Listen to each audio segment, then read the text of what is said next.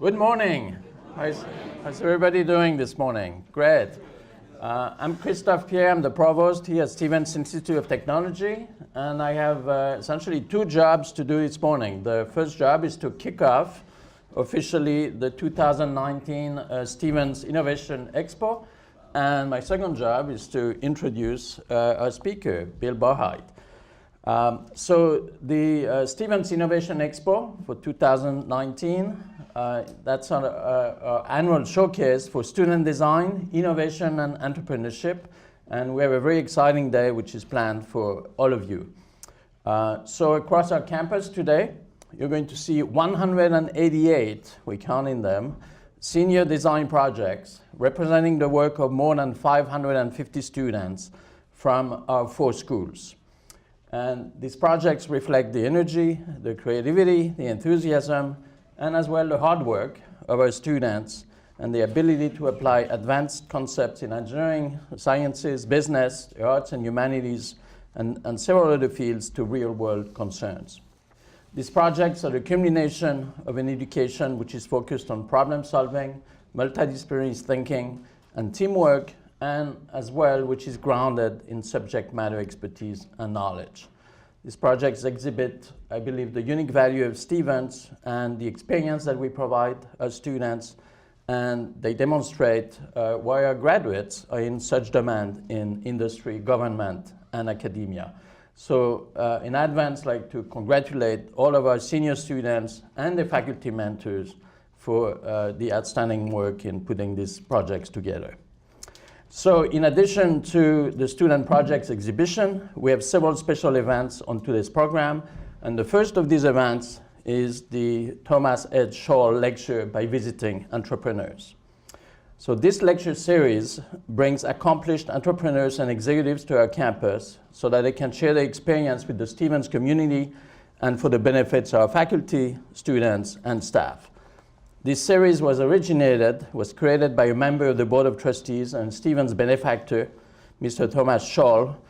I'll call him Tom. Tom is a Stevens alumnus, an entrepreneur, a venture capitalist, and a technology innovator who has a long record of success. Tom holds patents related to software, the internet, and digital telephone systems. He's been involved in more than 50 startups in roles ranging from founder to chairman to CEO to investor. So it is quite fitting, I think, that this year's Scholl Lecture is also a Stevens alumnus, Bill Barhydt, a member of the class of 1990. Bill is the founder and CEO of Ebro, a digital and cryptocurrency trading exchange and investment platform that operates on a smartphone. He's going to tell us all about that. It enables access to financial services in over 100 countries. Ebro envisions an open, global financial system that is easily accessible to everyone. Bill started his career working for the US government, first at the CIA in the Office of Scientific and Weapons Research, and later at the NASA Ames Research Center. Bill also spent several years working in fixed income trading at Goldman Sachs. As one of the early team members of Netscape, Bill was involved in building some of the core infrastructure that helped grow the internet that all of us know and use today. Bill is recognized as a technology pioneer and as an avid investor in companies across the broader technology ecosystem. He's presented at more than 100 conferences, including the World Economic Forum, the US State Department, the Mobile World Congress, and TED, where he gave the first ever TED Talk on Bitcoin in 2012. So unfortunately, Tom Scholl could not be here with us today to welcome Bill, and he sends his regrets. However, Tom has sent me a message to Bill, and he asked me to read that message, which I will now do. Bill, as a Stevens alum, I want to thank you sincerely for returning to Stevens to deliver this lecture today. I apologize for being unable to introduce you in person. If you have not already witnessed it, you will find Stevens significantly transformed for the better since you were here a student. Knowing you as a friend, I think you will have an exciting time interacting with today's students, faculty, and staff, and I hope you can stick around to attend today's expo. Bill and I had the opportunity to work together at one of his startup companies called Cineri. I was the venture capitalist, and Bill was the founder and the CEO. And it's not going to take you much effort on your behalf to see that Bill is an entrepreneur with an abundance of passion and energy. I'm glad to see he's continuing his startup track as the founder and CEO of his current company, Ebra. Bill, I look forward to watching the video of your lecture, and I know you will inspire the audience today with timely and thoughtful insights. Thanks again. Sincerely, Tom Scholl. Oh wait, there's a PS. P.S. Bill, can you give us a sense of the price of Bitcoin by the end of 2019?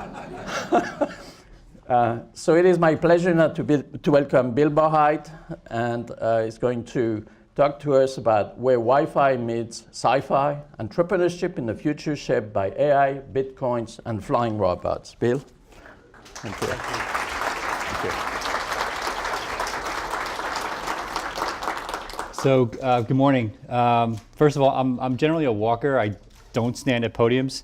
I actually don't even sit. I don't have a chair at the office. But actually, the running joke in the office is I only sit during our stand-up meetings, which last for 5 minutes, because the hallmark of an entrepreneur is to be different. But I've got a huge amount of content in a very short amount of time. So in order to focus, I'm going to break that rule and not walk around too much and try to focus to get through this. Because I got a lot I want to share with you today. By the way, when you invited me to do this talk, I actually didn't know it was called the Tom Scholl Lecture. I had no idea. And Tom and I have known each other for almost 15 years now. We actually had a lot of fun being on a board together. He's a great guy, and so I'm sorry he couldn't be here today. So my favorite science fiction writer growing up was Arthur Clarke. I'm sure, being at Stevens, many of you read his works. The Space Odyssey books are very well known, but also Fountains of Paradise was one of my favorite books. It really, what really resonated with me about this book was that it bridged the gap between science fiction and something that you could actually envision happening. Right? You could actually see a world where space elevators exist. And there's groups now that meet regularly in Silicon Valley, Berkeley, and other places that talk about where we are in terms of getting to that vision that Clarke had of the space elevator. And that was why I think he was also one of my favorite writers, because he predicted satellites and other technologies that we know and use today. And so I think one of the themes for me in preparing this talk was thinking about it in terms of science fiction meets reality. Right? We're in a place now where technologies are progressing so rapidly that it's almost like every month something that used to be science fiction is becoming reality. And so anyway, I wanted to throw that out there as kind of a theme that I was using with my team when we were preparing this.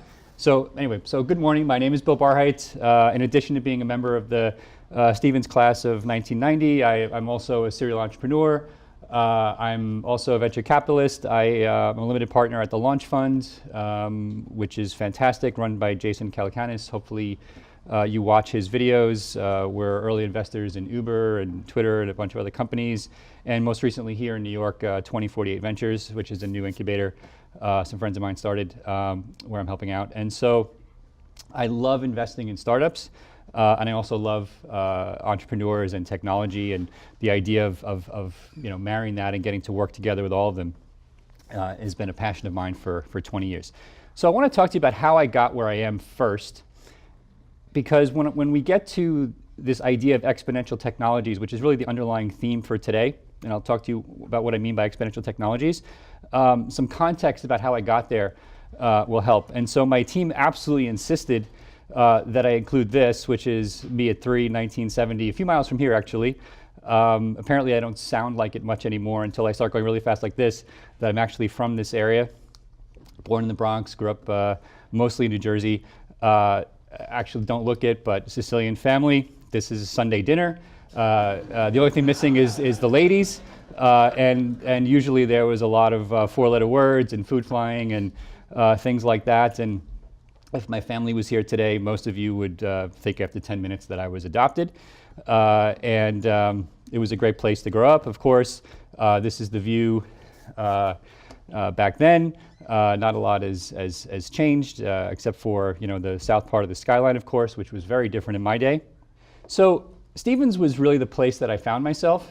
I knew that I was all about computer science and hacking and the early days of breaking into systems and all the great stuff we did in those days. But this is really the place where I discovered my passion for software and computer science and information technology. I actually worked here for a professor, Professor Levine, in the mathematics department, and I did a lot of work with him, which actually caught the eye of, lo and behold, some friends in Langley, who one day came calling and said, we would love to put you to work with some of the things that you're doing here. I had no idea that would even be interesting to me, but when I went down there, I think I was 19, visited them for the first time and just fell in love with the work and said, why not? I ended up trying it. Turned out not to be my calling, but my passion for cryptography at the time was really a driving force for me, and this whole idea of information security. But the field was so new that cryptography, by today's standards, was a joke. But still, the work for me was incredible. But working for the CIA wasn't my calling. But I had an opportunity to go to Stanford for graduate school and ended up working at NASA Ames in California. This is an early picture of a project I worked on. What you see in front of the woman is what we called a boom in those days.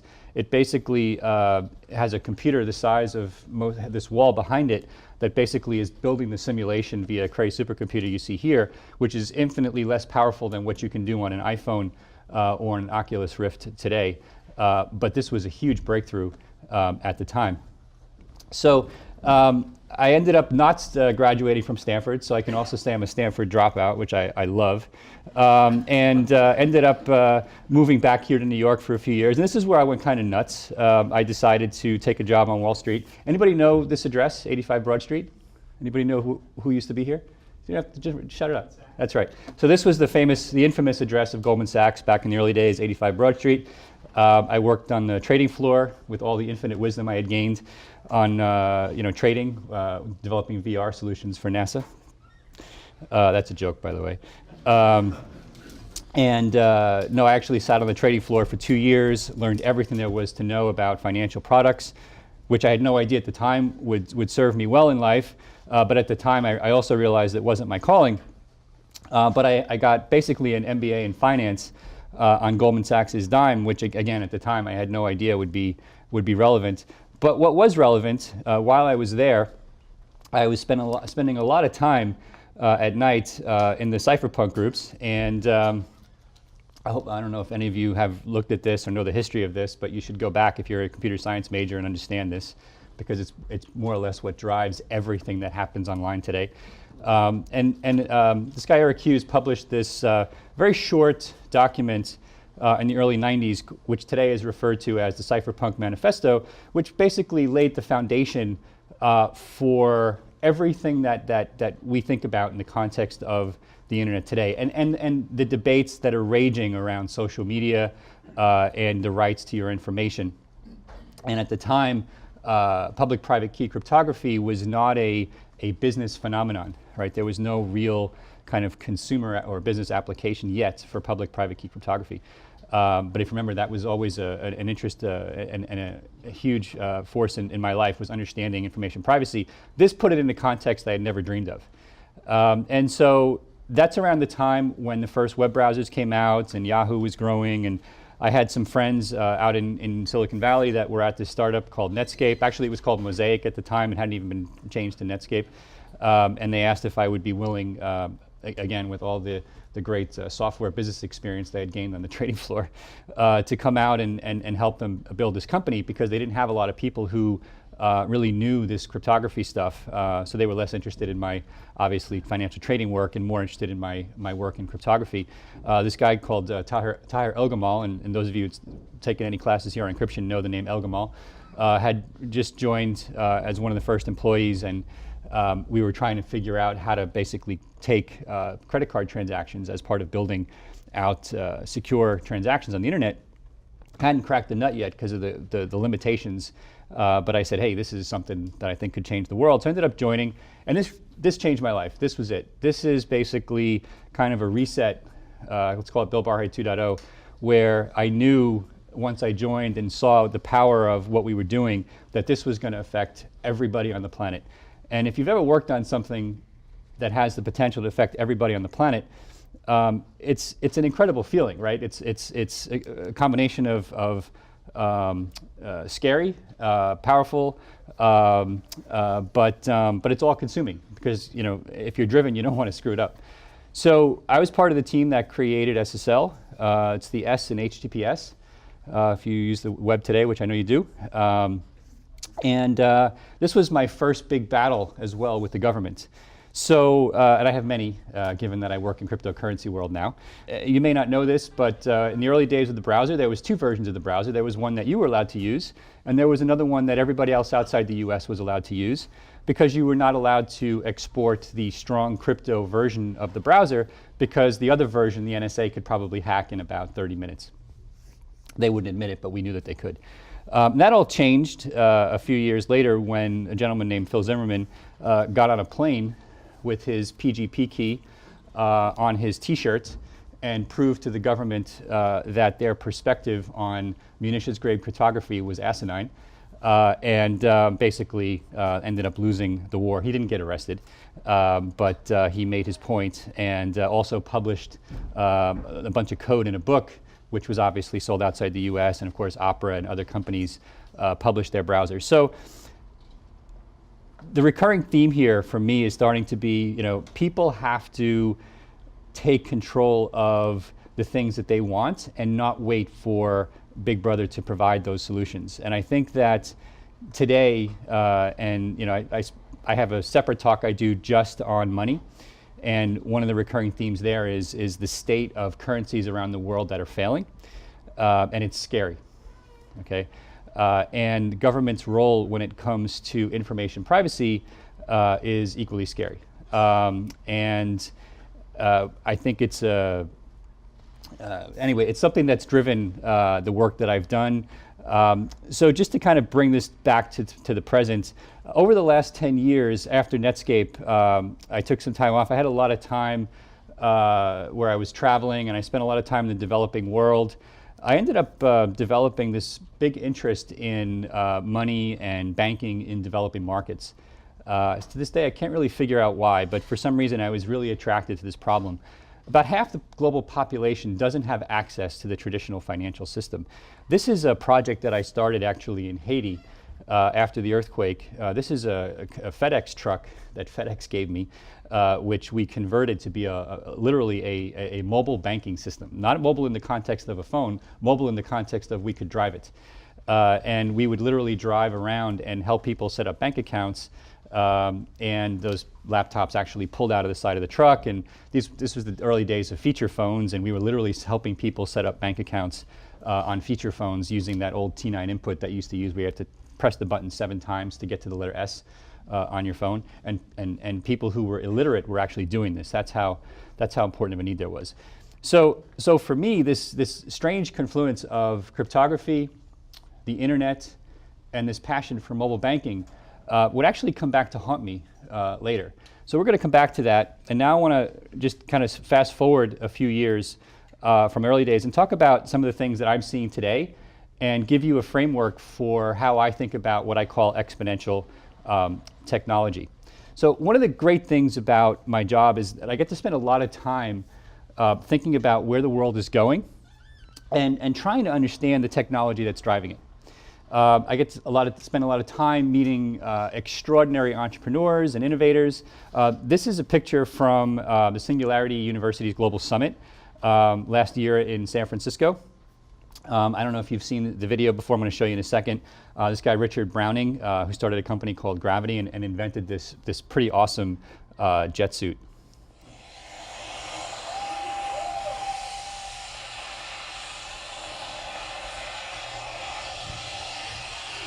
So here he's in action. Richard was actually a former derivatives trader. He decided that there was more to life than finance, ironically, and decided to invent a jet suit, so that's what he did. had literally no background in any of the underlying technologies that go into doing this. This is my friend Will, who was trying to become, at the time, Richard's not American, he was trying to become the first American to fly the jet suit. He didn't get more than a foot off the off the ground when he kind of fell flat, so unfortunately the record books, it didn't qualify as flying, but I think we're going to get there pretty soon where somebody doesn't have to have the amount of time that Richard put in to stabilize this to be able to use it, but it's pretty awesome. Right? So there are many, it's unbelievable the number of incredible technologies that I get to look at through the VC arms I work with. But today I'm going to take you through just a couple of examples of exponential tech that I'm seeing, and then take you through a framework that myself and my colleagues use for understanding this idea of exponential technology. So one of the most incredible developments over the last year has been in space. I don't know if you've seen this video of the SpaceX Falcon Heavy launch last year. Anybody? I'm assuming Steven, so I'm assuming you all saw this. But we've got companies like SpaceX and Blue Origin and Virgin Galactic doing what was only possible before by nation states. And with the ability to reuse more and more of these delivery vehicles and turn them over rapidly, we've seen a dramatic change in the economics around spaceflight. So I believe we're now on the cusp of seeing space essentially offered as space as a service, right? The same way we now have, obviously, software as a service. This is a video of a 3D rendered avatar by a company called Soul Machines.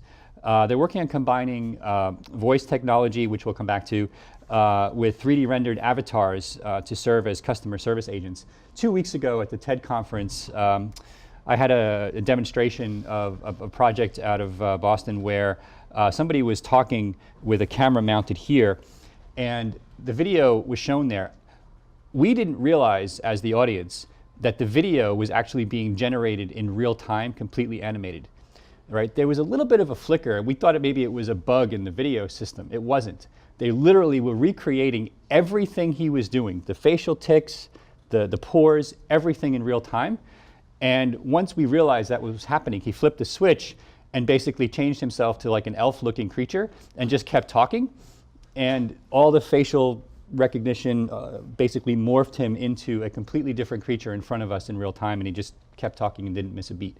This is where we're going. You're going to be able to create movies where you have person X acting and person Y on the screen, and we're never going to know the difference. And I think we're less than 5 years away from that happening. So how about these beautiful images? This is a new microscope that captures 3D movies of cells in living organisms. It's revealing an entirely new world, and as a result, new ways of addressing problems for drug delivery and other types of care.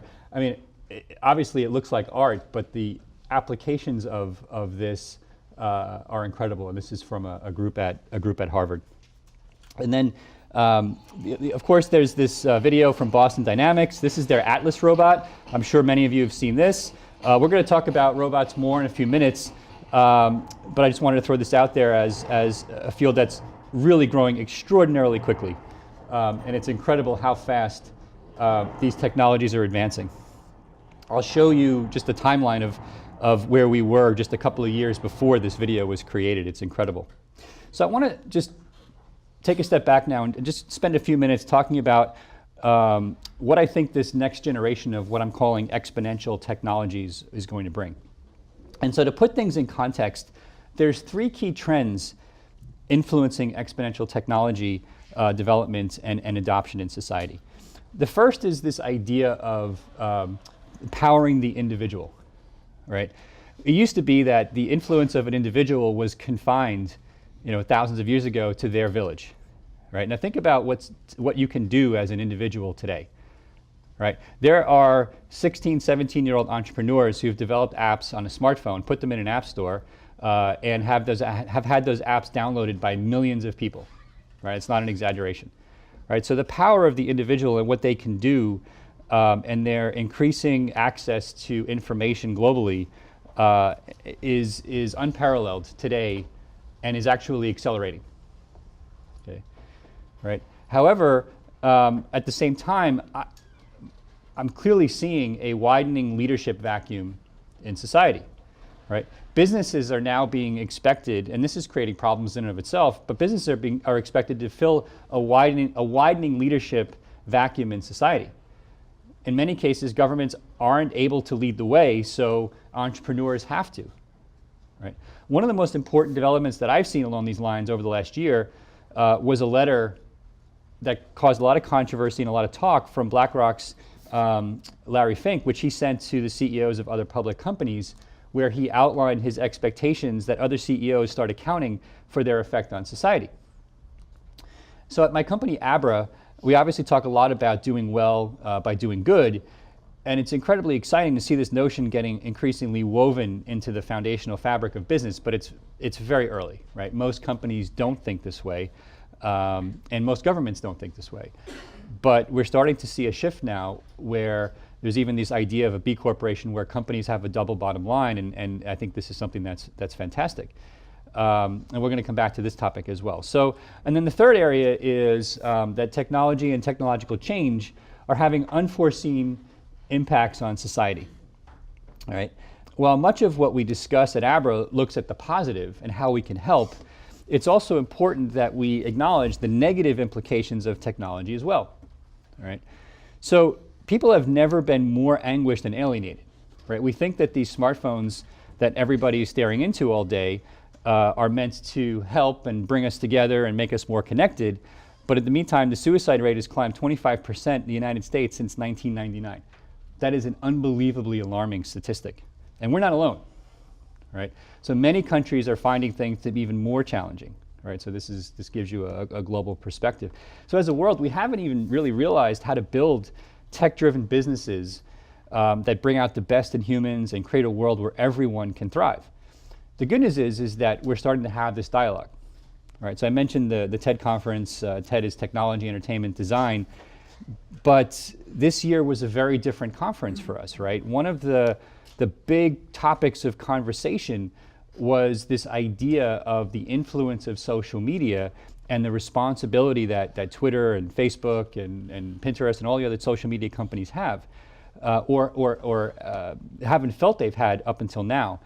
This idea of confirmation bias in social media has created one of the most polarized electorates that we've ever seen in a democracy, and it's getting worse, right? And so this was the first time that I had ever seen a real dialogue amongst the people who had actually funded these companies in the first place, the CEOs and the press. Right? One of the best talks of the conference was from a journalist at The Guardian, which I would strongly encourage you to watch, where it was very uncomfortable because she railed against everyone in the audience for 20 minutes, and it really hit home. And so I would strongly encourage you to go out and watch that.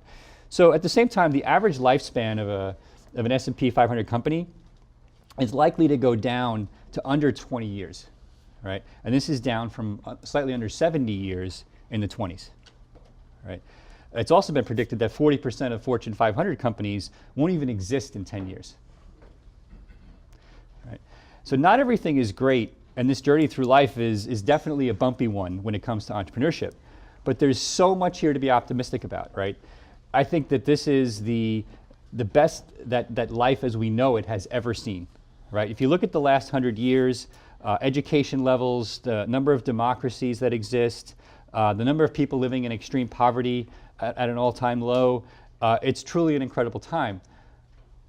But I think it's essential that we recognize that we have responsibilities as entrepreneurs and as business executives to make sure that everyone has access and that we're doing the socially responsible thing with the tech we create. So let's talk about exponential technologies. This is the photo I showed you earlier from my friend Will. I left that day thinking about how extraordinary it was that this friend of mine, who is not a technologist, was watching someone, or that I was watching someone off the street who was not a technologist, trying a jet suit, right? That's insane, right? And honestly, as it shouldn't have been, because I'm around this stuff every day, all day. I get 50 business plans a week, not including the stuff I get in blockchain and crypto. And it's just a reminder that understanding and predicting technological change doesn't actually come naturally to human beings. Right? We think linearly as people. We don't think exponentially. So why is that? So what is the difference between exponential and linear growth? Exponential thinking is about accelerating returns and is the foundation for every venture investment I make, which makes it hard since it's counterintuitive. Right? Exponential thinking is really what you need to master to understand what's happening in the world today. So what does it really mean? You hear this term a lot, or you're certainly going to hear a lot from me. So think of something growing at a set rate over a constant period of time, right? You know, those of you, everybody here was good at math, so right, you know the old adage, if you take a penny and you double it every day, you're going to be a billionaire very quickly. That's counterintuitive to most people, right? That's something that we would refer to as an exponential opportunity, right? But exponential thinking does not come naturally to us. It's not the way our brains were designed to think. Our brain went through its major evolution during a very, very different time. Right? So back then it was about surviving and thriving in a period of slow, local, linear change. Right? But today we're talking about a world that's global and exponential. So we think slowly, we think linearly, but the world today changes quickly and exponentially. So as change happens, we know of it within seconds, and computers obviously know within milliseconds. So let me give you some frameworks, and then I'm going to talk about the 3 technologies that I think are most exciting to me right now that fit this framework. The first is this law of what I call accelerating returns. This was created by a gentleman named Ray Kurzweil. I love reading Ray's stuff. I'm sure many of you have read as well. He's the one who coined this idea of the oncoming singularity, the idea that we're going to reach a point where computers have the collective intelligence of humans and then start to, because of this accelerating returns, rapidly surpass that number. And we're definitely approaching that point now. So this chart shows the exponential growth of computing going almost 130 years back, right, to the electromechanical calculators used in the 1890 and 1900 US Census, all the way up to where we are today, and spans at least 5 distinct paradigms of computing, of which integrated circuits and Moore's law is the last one. All right. So Ray discovered that over this period, the fundamental measure of information technology growth, calculations per second per dollar, follows predictable and exponential trajectories. What's really interesting is that the logarithmic graph you see by the curve, that the pace of change itself is accelerating. So change itself is happening faster and faster, right? So he realized that if you understood how information technology grew, that it would enable you to think a lot more clearly about the future. Again, getting out of that linear mindset and into that exponential mindset. So I'd also add that it's pretty remarkable how smooth this curve is given how unsmooth this time period was, right? During this 130-year period, we had several wars, feasts, famines, booms, market busts, yet the price performance of computing kept advancing. How can this be? Right? So the answer is that each of these individual technologies is basically what we call an S-curve with a finite lifespan. We see each new technology start slow and with limited capabilities. Remember the early versions of the smartphone, those of you who are old enough, were even clunky, or the early versions of the feature phone were even clunkier. And then they go through a period of rapid change where its performance improves dramatically and its price point comes down. So when one technology starts to slow, a new technology is developed, and thus the performance improvements continue and continue. And so it's this combination of nested S-curves that you see here that creates the smoothness of the curve. And neither feast nor famine nor war or peace has had any discernible impact on this acceleration that we've been able to figure out in any way whatsoever, which is encouraging. Okay. So while we really don't know what this 6th paradigm of computing will come from, I have my theories, we do know that it's coming. So based on this idea, people have predicted that sometime around 2030, we're going to have computers as powerful as the human brain available for $1,000. So that's pretty soon, and that around 2045, again, not linear, exponential, we're going to have computers as powerful as all human brains combined. It's less than 50 years. So imagine if your laptop or phone had as much power as all of humanity combined. That is going to happen within the lifetime of pretty much everyone in this room. So I want to talk about this idea of sequencing the human genome as an example of exponential growth in information technology. So in 1990, people began work on sequencing. I remember this vividly when I just left Stevens when this was announced. People began to work on sequencing the human genome. It took 7 years and $1 billion to sequence 1% of it. Now, for those linear thinkers, the belief was that this would take 700 years and $100 billion to complete this process. Now, that's, again, that logical human perspective, right? So people said, hey, this is futile. Why are we even bothering to do this, right? But for people who understood exponential growth, they knew that we were actually almost done, right? It took another 6 years and 1.3 billion, and we were indeed done. So instead of 700 years and 100 billion in capital, we spent 2.3 billion over 13 years, and now it's under $1,000 to sequence a genome. Right? So the underlying principle here is that technology is a force which takes something that is scarce and makes it abundant. It's this abundant mindset that I've really, when I think about it, has enabled me to look at most of the world as an entrepreneur throughout my career. So the last piece of this framework I want to talk about is something that Singularity also talks about. It's this idea of the 6D framework. And this is something that Peter Diamandis created. Peter is known as the creator of the X Prize, among other things. The idea of the 6D is this exponential framework that says when something becomes digitized, it all of a sudden becomes information technology, right? People didn't think about the genome in terms of information technology before, right? So at that point, it's very deceptive, right? And then we believe that it becomes disruptive as it begins to startle people with its capabilities. I would say we're at a point now where many technologies are starting to show up on people's radar and are beginning to disrupt. So then we start to see technologies begin to dematerialize, meaning they get smaller and smaller. And then they become less and less expensive, and ultimately, because of this, they become available to the masses. This is the path that information technology advancement takes that leads to things becoming faster, smaller, cheaper, ultimately ubiquitous. And it's an incredibly important force for deflation, which is one of the reasons that inflation has and will continue to stay low in most countries. So I'll give you a real-world example here. This is Steven Sasson, is the inventor of the digital camera at Kodak, which he created in the mid-70s. In 1976, he had a 0.01 megapixel, 4-pound, $10,000 digital camera. And in 2019, we now have a 16 megapixel, 0.57 gram, less than $10 digital camera that can be inserted into a smartphone. So if you do the math on that, that's a 5 billion time improvement in 40 years.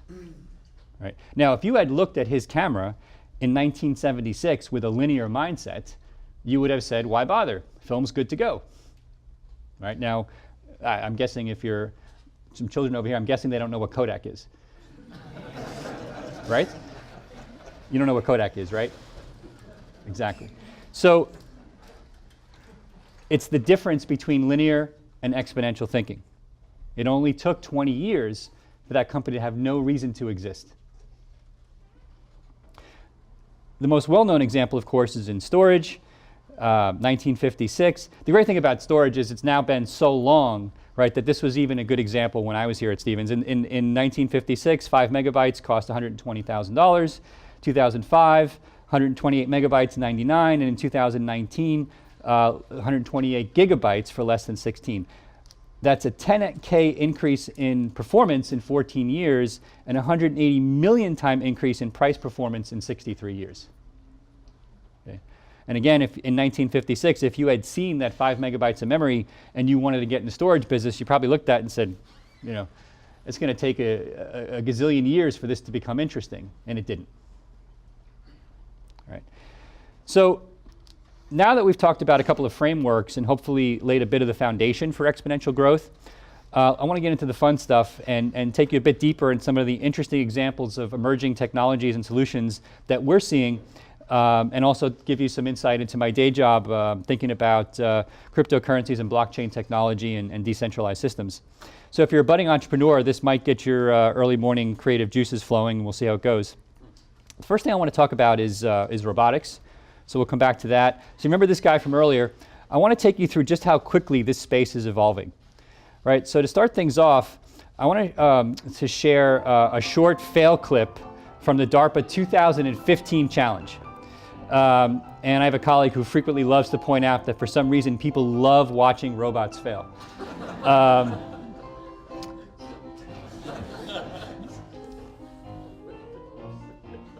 Yeah. All right, 2015, right? So 1 year later in 2016, 1 year later, the Atlas robot from Boston Dynamics is able to handle unbelievably difficult conditions such as snow and varied terrain. And this is 3 years old. Keep that in mind. So now fast forward to earlier last year, and he's now running. It gets better. As of a couple of months ago, he's now doing parkour. So it's going to be really interesting to see what he's doing next. So here's every circular node that you see here in this slide represents an individual company in 2000 in the robotics space. And so this gives you a feel for what that landscape looked like. There's very little and very isolated activity in kind of the venture-backed or private equity-backed robotics space, really not much of a network. So fast forward, it's still quite scattered. And very different focuses, but you are starting to see more activity taking place. The top areas for robotics included supply chain management, surgery, industrial, biotech, and pharma, again, back in 2005. Fast forward to 2010, you're starting to see a blossoming network filled with increasing nodes and increasing diversity and connectivity amongst the various companies. Fast forward to last year, and you see a huge network made up of thousands of companies. Right? Again, linear thinking would say this is not going to happen in the time frame that it happened in. And so, but now we see this latest class of entrants to robotics are focusing on autonomous vehicles, IoT, Internet of Things, AR, VR, computer vision, deep learning, home task robots. I am super excited about this space and where it's going, and I'm constantly amazed at the pace of change. I shouldn't be, like I said, but it's still, I can't help it. So the second area I want to talk about is energy. So the world is rapidly trying to pivot away from fossil fuels, we all know that, towards renewable energy sources, and given the urgency around climate change, we would all agree, I think most of the same people would agree that this can't happen fast enough. So we're seeing clean and renewable energy on a clear path to becoming a dominant global energy source, right? I literally, less than 10 years ago, was still out pontificating that I saw no visibility into solving the global climate crisis outside of massive investments in nuclear. And I'm starting to become convinced that that's actually not true, because my mindset was, again, very linear on this issue 10 years ago. Right? So we're seeing huge amounts of renewable energy being added every year to the grid. For solar alone, the growth has been 50x over the last 10 years, and the growth is not slowing. Solar prices have plummeted in parallel, right? So unsubsidized solar energy is now beating traditional fossil fuel-based energy in some parts of the world, and the trend is very clear. This slide was actually created for a conference that Will and I gave in Jordan, of all places, with a lot of oil executives in the room. And when they saw these slides, I mean, they literally had to stop the presentation, and we dug in to the data. The trend is very clear. Renewables are going to win. Wind prices have plummeted as well, and right now, in some places, are cheaper than solar. So we're adding utility scale battery storage for the first time at very rapid pace. new micro energy sources, new energy grids. You probably saw the announcement that we're talking about a potential $500 billion investment in a new energy grid that seems to be coming up rapidly in Congress. And this is leading to a world where we can provide extremely cheap and extremely clean energy, right? So we are not 1,000 years away from that statement. Again, it's that exponential mindset. So there's a hugely important, this is hugely important because after food and shelter, energy is a foundational need to enable people to expand the hours they can read and learn, plug into the internet, work remotely, and contribute to society in different ways. So the third area I want to talk about is artificial intelligence. So probably the two areas getting the most attention in my world of venture as it relates to software right now are AI and blockchain, which we'll come back to in a second. Most of you know that through Bitcoin. And I'll touch on both of these as I wrap this up. So AI is really altering the playing field that all of us are playing on right now, right? We need AI simply because our brain's architecture, as I hope I've shown you, hasn't really had an upgrade in 50,000 years, and there's no way we can keep up with the changing world otherwise. But I want to start off by hopefully helping you understand what AI really is. That's usually more of a challenge in other places than I think it will be here, and then give you some examples highlighting recent developments that we've seen in this area. So what is AI? What is artificial intelligence? So to me, it's very simple. AI is based on the goal of making a machine as smart or smarter than a human. AI can be the average human. So AI can be divided into many elements, but I'm going to focus on simply two areas here, right? And these are the areas that we're spending most of our time on in the venture world, machine learning, and then within that, deep learning. So machine learning is teaching machines to make decisions in situations they haven't seen before.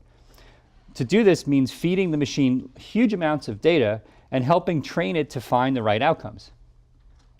Deep learning, it's a branch of machine learning where artificial neural networks, algorithms inspired by the way neurons work in our own brains, find patterns in raw data by combining multiple layers of artificial neurons. And as the layers increase, so does the neural network's ability to find increasingly abstract concepts. Right, and I'll show you a couple examples of this, but this allows AI to find outcomes without always needing lots of data. Right? So we're seeing this over and over again, that AI systems are able to beat or provide at least comparable results to humans. So DeepMind published a study showing that their AI is able to diagnose disease as good as or as better than doctors now in some areas. Let that sink in for a second. And that's going to be on a smartphone in less than 5 years. Conversational interfaces that many of you, I'm sure you have in your homes, such as Alexa or Google Home, they use multiple machine learning techniques such as speech recognition and natural language processing, NLP, but these techniques take sound and transform it into machine-readable data and then extract meaning and emotion in order to frame the appropriate response. AI-driven bots, I'm going to show you an example here, have become increasingly common. And recently have started to be more proactive and outbound in focus instead of just reacting to inbound queries. So here's a recent example from Google's Duplex you may have seen. Their application is now capable of calling restaurants and retailers and making appointments. So have a listen. Yeah, I hear you. Hi, I'd like to reserve a table for Wednesday the 7th. For 7 people? It's for 4 people. 4 people when? Next Wednesday at 6 p.m. Oh, actually we need to for like after like 5 people. For people you can come. How long is the wait usually to be seated? For when tomorrow or weekday or?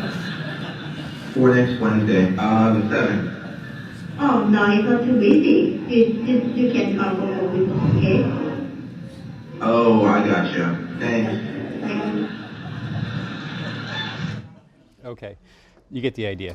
So machine learning and deep learning have been showing really impressive new capabilities around game playing, In 2016, again, only 3 years ago, DeepMind created AlphaGo and used historical game data, rules, insights around strategy, added human reinforcement at the beginning in order to beat the Korean champion, Lee Sedol. But next, to beat Kai Ji, the Chinese master and world's #1 Go champion, DeepMind created what they called AlphaGo Master, which won using unprecedented computing power and the rules of the game, plus machine learning to analyze historical gameplay with no human involvement. So next, they created AlphaZero and only gave it the rules of the game. So what's amazing is that within 3 days, it achieved the skill of Lee Sedol, and after 21 days, it achieved the skill level of Kai Ji. It did this entirely through self-play, with no human intervention, and using no historical data other than the rules of the game itself. So what's important about this is it shows that learning and optimization skills that are entirely independent of humans and historical data are now possible in AI. So previously, machine learning had required enormous amounts of data to thrive, but for some problems, that's no longer necessary. So these vast amounts of AI are driven by basically 3 trends: access to more data, better hardware, new algorithms, and better science. And I'm guessing that there's people here involved in point 3 as well. So really bullish on the next 5 years in AI. So to wrap this up, I want to talk about an area that's near and dear to my heart, blockchain. And I usually have the slide titled blockchain because it's the less scary version of the slide that I also use sometimes, which is called Bitcoin. I tend to reserve that for governments. Mark Andreessen famously said that software is eating the world. Until recently, this has been true in every area except one, namely money. Right? The idea of government printed money hasn't changed in hundreds of years. Again, as a longtime cypherpunk, this holy grail of money has always been a trustless monetary protocol for the internet.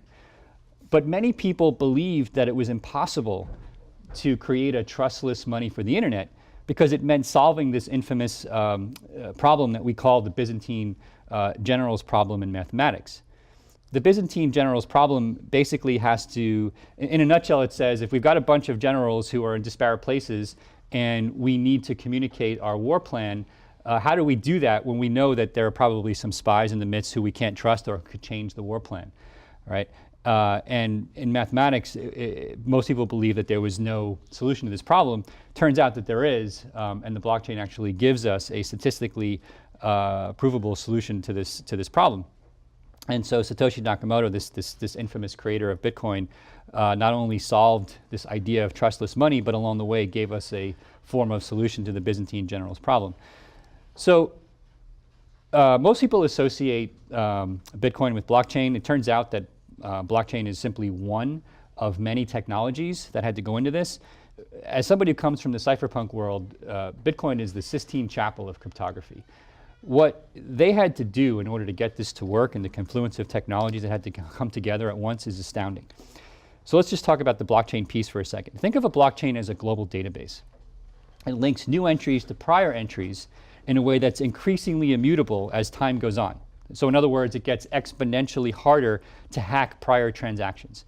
Now, the reason that those of us who have worked on this for years never came up with the idea of Bitcoin before was that it never occurred to us that the way you solve the Byzantine generals problem was to use every computer in the world, right? That's obviously not on the surface a great problem. But again, the problem here wasn't efficiency. The problem was eliminating trust. So it turns out that Bitcoin is simply the most inefficient transaction processing system ever created by man. But it wasn't trying to be efficient. It was trying to eliminate the trusted intermediary. And so once that mindset was shifted, the answer actually became obvious. But it took somebody who, I am 100% sure that this person was not an academic, took somebody with a completely different perspective on the problem to not just build on the work of everyone else, but to throw it out and have a new perspective. But as I mentioned, this is just one part of Bitcoin, and it's more than just the blockchain.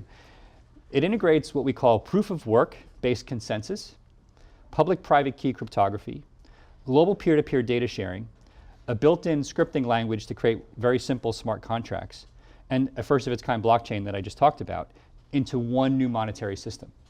This person had to figure out for the first time how to make every single one of those technologies work together without a centralized database. It's astounding.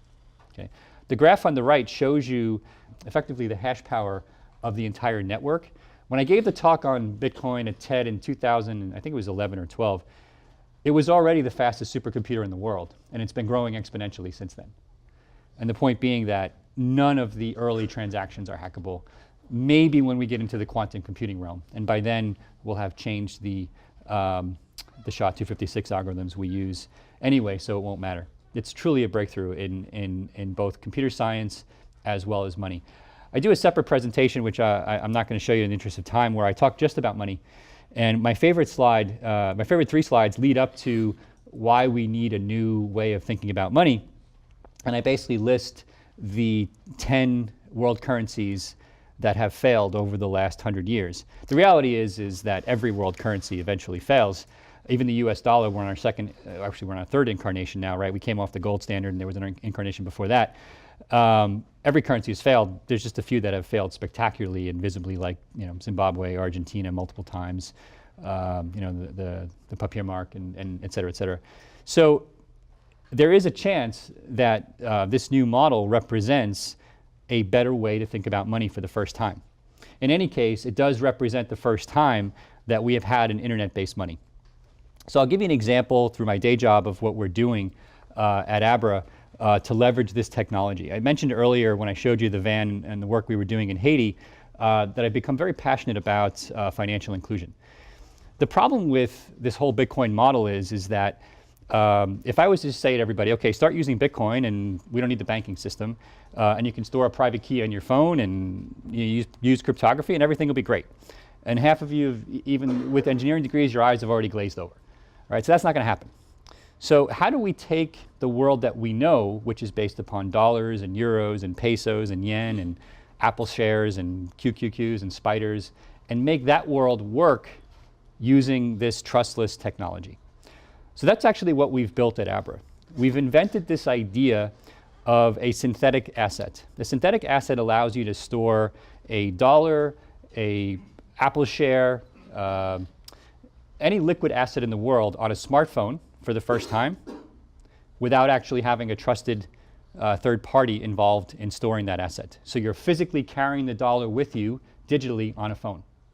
Now it uses Bitcoin in the background, but the consumer doesn't have to know it. It turns out it really works. So we have 500,000 people doing this through a large launch test that we've done. We're scaling it up now this year, hopefully to millions. The traditional banks have taken notice. American Express and others have invested in this.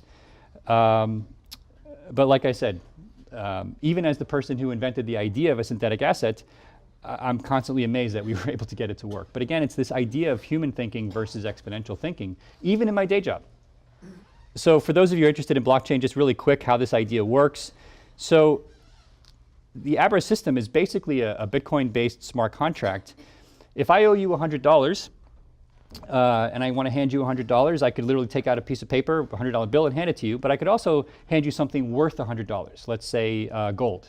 Right? The problem with handing you $100 worth of gold is if the price goes up or down before you sell it, somebody has taken volatility risk in me giving you that gold. So what Abra has done is we've taken that idea, right, of handing you gold. In this case, we're handing you Bitcoin instead, but we're actually pegging the value of Bitcoin via a smart contract to whatever asset I've now given you. So if it's $1, it's pegged the value of the Bitcoin to the dollar. If it's Apple share, it's pegged the value to the Apple share. And because you're holding the private key on your phone, I've now created what we call a non-custodial synthetic asset for the first time, right? So in other words, purely digital money that the average consumer can understand. And this system last week surpassed $1 billion in transaction volume processed and didn't even exist 3 years ago, and is now growing exponentially in terms of the volume of transactions it's able to process. Okay, so enough shilling Abra. So just to summarize, and I'm happy to take questions. So there's a lot happening in the world and in finance. The pace of change, I believe, is going to accelerate. So especially the seniors here, I'd ask you to think about what your future might look like when you can automate pretty much anything, when there's trillions of data points about your customers, when there's billions of data points in the economy coming at you every day. Commerce is going global when we don't necessarily need governments to solve these big problems. We don't need governments to create money or armies to enforce contracts. What will your business or your life look like then? And hopefully, how can you do well by doing good? So again, thanks for listening, and hopefully this will give you some food for thought on how exponential technologies can become a driving force in your lives as well.